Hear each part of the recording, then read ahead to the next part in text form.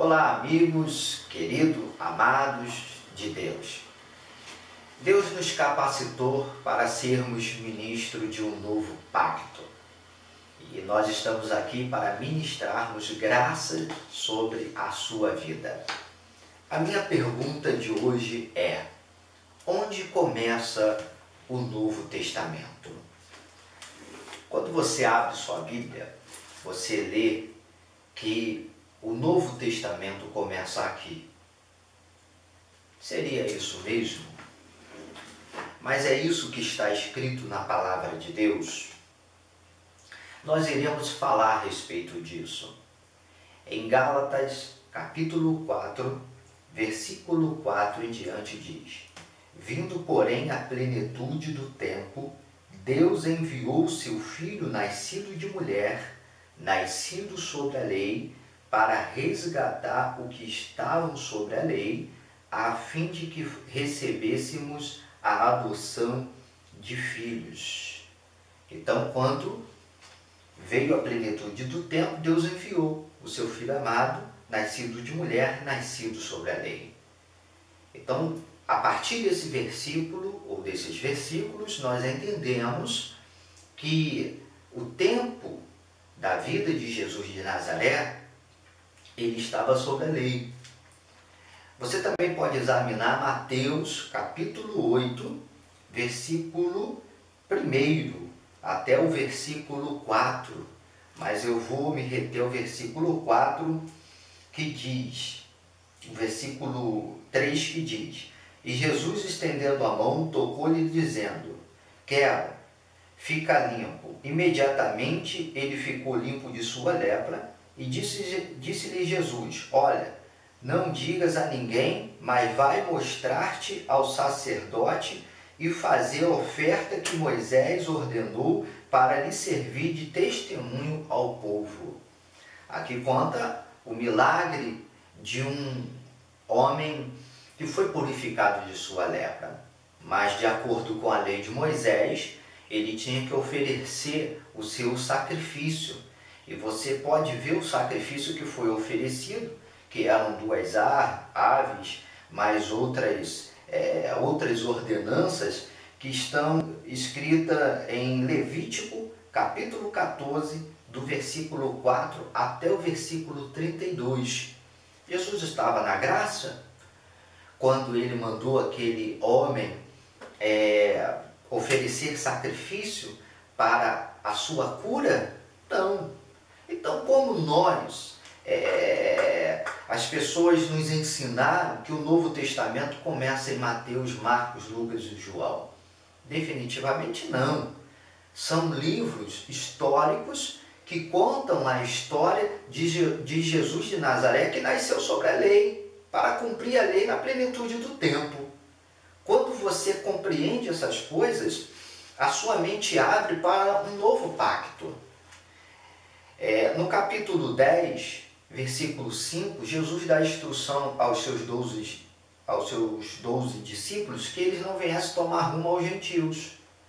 Quando você vai para Mateus também, no capítulo 15, versículo 21, Jesus topa com uma mulher, na qual ela está com a sua filha horrivelmente endemoniada, e Jesus disse que não foi senão enviado aos filhos de Israel, e deixou aquela mulher temporariamente sem a graça, porque eles veio nascidos sobre mulher para cumprir a lei. Nessa trajetória de vida de Jesus, a intenção dele era tão somente cumprir a lei. Queridos, quando nós vemos João capítulo 19, eu queria que você viesse acompanhar comigo. João, Evangelho de João, capítulo 19, versículo 28, diz a palavra de Deus: Depois, vendo Jesus que tudo estava consumado para se cumprir a Escritura, disse: Tenho sede.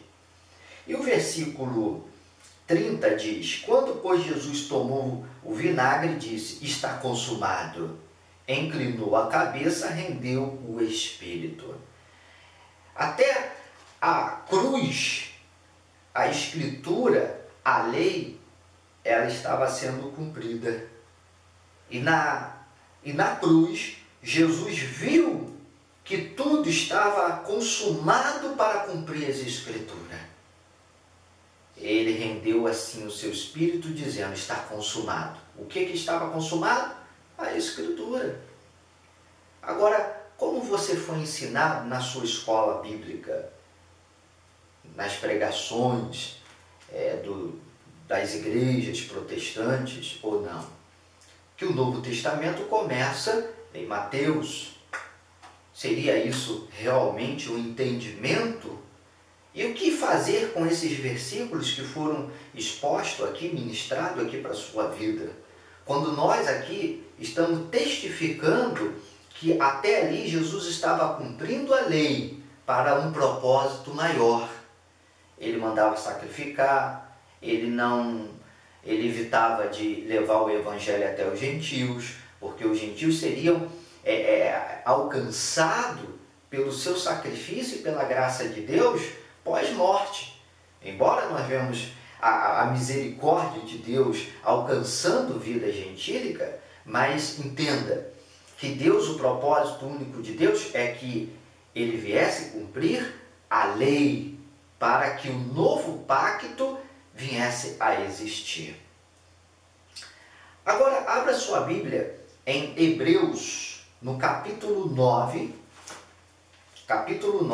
versículo 16 até o versículo 17. Diz a palavra: porque onde há testamento, é necessário que intervenha a morte do testador. Pois um testamento só é confirmado no caso de mortos, visto que de maneira nenhuma tem força de lei enquanto vive o testador. Pelo que nem a primeira aliança foi sancionada sem sangue. Ou seja, o testamento só passou a existir, o novo pacto só passou a existir através da morte de Jesus. Se essa morte não houvesse acontecido, não haveria Novo Testamento. Então o Novo Testamento não começa em Mateus. Ali diz sobre a plenitude do tempo e a vida de Jesus de Nazaré, cumprindo a lei para que esse Novo Testamento acontecesse. Mas quando ele estava na cruz e viu que tudo havia se cumprido, disse: está consumado. Agora Hebreus afirma que através da morte do testador houve um Novo Testamento. Para que você viva o Novo Testamento, ou a nova aliança, ou o novo pacto, você tem que vivê-lo pós-cruz, pós-morte de Jesus de Nazaré. Quando Jesus de Nazaré ressuscitou, estava no caminho de Emaús com alguns discípulos, ele lembrou aqueles discípulos que estavam tristonhos e abatidos que a Moisés, a lei e os salmos falavam a respeito de sua morte. Porque ele lembrou o Antigo Testamento, tudo aquilo que eles conheciam, Moisés, a lei e os salmos. Porque na realidade ele estava trazendo a lembrança daqueles discípulos que ele veio cumprir a lei. E como dizia as Escrituras, ele haveria de morrer para que desse início ao novo pacto, ao novo testamento. Queridos, pense nisso. E a minha pergunta é: você vive a nova aliança ou a antiga aliança? Em qual pacto você está? Isso faz diferença na sua vida espiritual. Graça e paz.